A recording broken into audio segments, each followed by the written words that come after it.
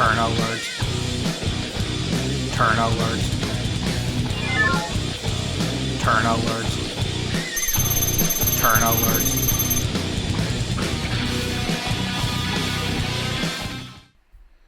Say his name and he appears. What is going on, guys? This is the Club of the Man 1993, and this is episode number 334 of WWE Turn Alert. It's been a while. These turns have been kind of spreading out a little bit more throughout the year. Not too many lately. Some teases still here and there, but nothing that's like super pending right now. But one, of course, too surprisingly, that happened this past Monday on Raw was not just Asuka going heel, but it looks like for now, for the time being, Kairi Sane is going heel as well. Because just from my perspective, based off of how she took the marching orders from Asuka, she didn't seem to take much remorse.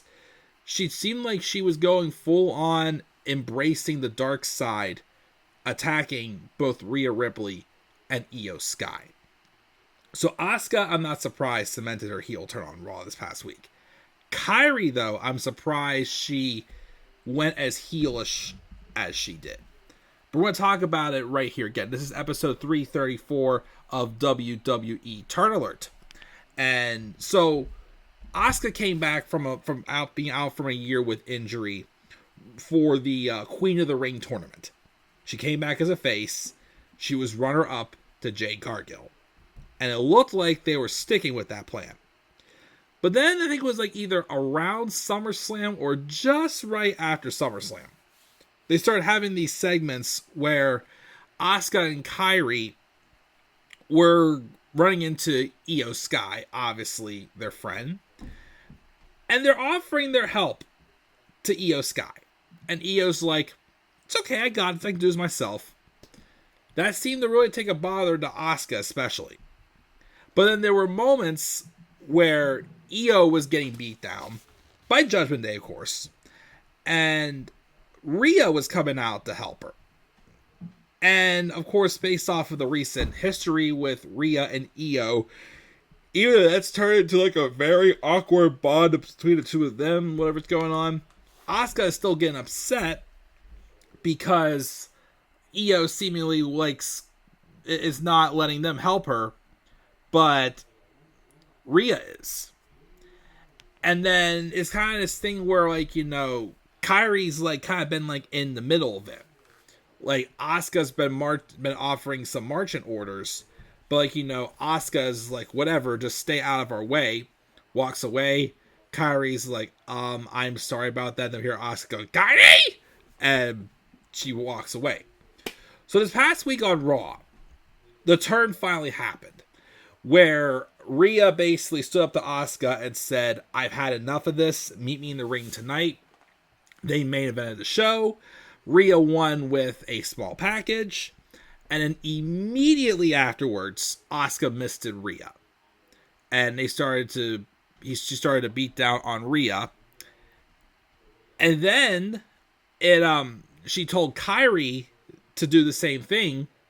And like I said, Kairi, who I thought was going to be playing the more so, like, remorseful one, didn't seem so remorseful this time. And then Io came out trying to make the save. And then at first, she talked some sense into Asuka and Kairi. But then Asuka struck with the back fist. And Io got involved in that too. And Kairi got involved in that too. So, surprisingly, it looks like both members of the Kabuki Warriors are now heel. Not just Asuka. Kairi's not playing de facto heel. Seems like for now she's going full on heel. Which again, I'm very surprised. Now, Asuka is definitely, you know, the biggest role in this scenario here. I do like what they're doing. Her promos seem to be getting better.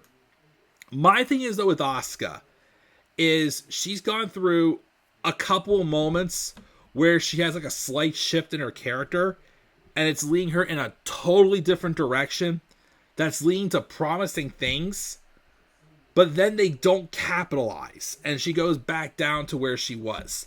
I still keep hoping Asuka can be as big of a star as she was in NXT again. But like Shinsuke Nakamura, I don't have the faith that that's going to happen. They keep giving us these hopes with the both of them, and then it squanders. Like as simply as Shinsuke Nakamura getting a mid-card title, and then they do absolutely nothing with him with the mid-card title. Asuka, it's like they change up her character, but then they don't capitalize right away. And then they do later on, but the wound is still there, you know? Like it's just that awkward stage. I'm hoping this may lead to something bigger. And honestly, if they're going to set up for a match for the women's world title, Asuka and Stephanie Vaquer, and we're getting this Asuka, give me my money. So, I'm interested to see where this goes for Asuka. For Kairi, although Asuka seems to be the bigger role in this whole storyline could be something that really finally give Kairi some momentum she hasn't had for a long time. And finally not have her feel like sidekick / tag team specialist. We all forget, Kairi Sane won the first ever Mae Young Classic. She can play the sympathetic babyface role to a T. Just look back at her run with the NXT Women's Championship as well, when she was in NXT. She was great in NXT, but ever since she's been up on the main roster, she's been reduced to like a tag team specialist / sidekick role, basically. And I've been waiting for her to have that role where she really shows, hey, I'm capable of this, and excels with it. I'm really waiting for that moment. And this could be the case right here, and comes out of this with a heck of a lot of babyface sympathy. But for now, it seems like she's going a little more heelish than we thought. I'm wondering if the reason why they're doing that is because eventually they want to do Io versus Kairi. We still have not gotten that match yet. Don't forget, we still have not gotten that match. And remember, it was supposed to happen in NXT. In case if you guys didn't know, 2019, NXT TakeOver Toronto in 2019, we had Candice LeRae versus Io Shirai. Well, that's what she was, Io Shirai. And Shayna Baszler took on Mia Yim for the NXT Women's Championship at TakeOver Toronto.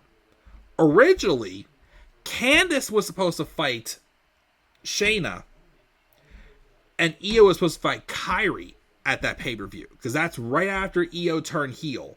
And apparently, Io was supposed to turn heel on Kairi instead for that match, as that definitely is a dream pay-per-view match.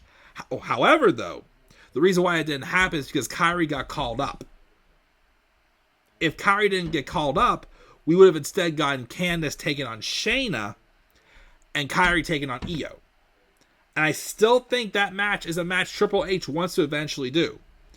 So they might have to have Io go heel. I mean Kairi go like a little more heelish until we get that match. And then of course maybe the story of that could be that where Kairi starts, melting a little bit from her heelishness and go back to being the more sympathetic, torn babyface, taking all the marching orders from Asuka until she finally snaps on Asuka. But it could also go as far as the swerve as like, I think for Crown Jewel, we're going to get a tag match with Rhea and Io versus the Kabuki Warriors. They could have Io go heel maybe and join up with them and be a heel trio again. Or they could not, because that might be a repeat of Damage Control. I don't know. But we'll see where this goes. This is interesting for all parties involved for sure. Again, could this finally give Asuka, get her back on track to where she was in NXT? Could this finally give the field going on Kairi as well? Being made a bigger star out of this? We'll have to wait and see. So what are your guys' thoughts on the Kabuki Warriors going full on heel? Especially, surprisingly, it looks like Kairi is going to be a little more heelish than we thought. Leave your guys' thoughts again down in the comment section below. Slap a like on the video and subscribe for more content on my channel. Follow me on Twitter as well at the Club of the Man 93. You may also follow me on TikTok and Instagram at the Club of the Man 1993. And as always, guys, please stay tuned for more WWE Turn Alert. Turn Alert. Turn Alert.